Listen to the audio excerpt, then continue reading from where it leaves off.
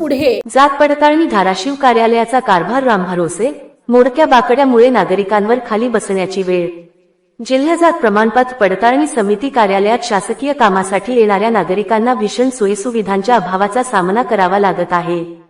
कार्यालयात बसण्यासाठी असलेले टेबल आणि बाकडे मोडलेल्या अवस्थेत असल्याने वृद्ध आणि महिलांसह अनेक नागरिकांना चक्क जमिनीवर बसण्याची वेळ आली आहे.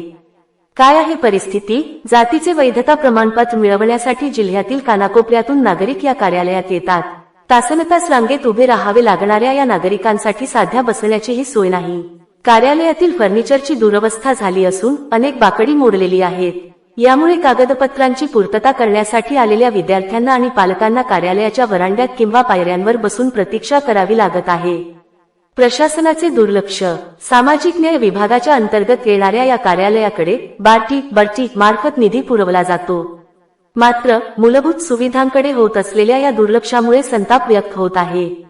एकीकडे शासन डिजिटल इंडियाच्या बाता मारत आहे, तर दुसरीकडे जिल्हा स्तरावरील महत्त्वाच्या कार्यालयात नागरिकांना बसायला धड खुर्चीही नाही, अशी संतप्त प्रतिक्रिया एका नागरिकाने दिली.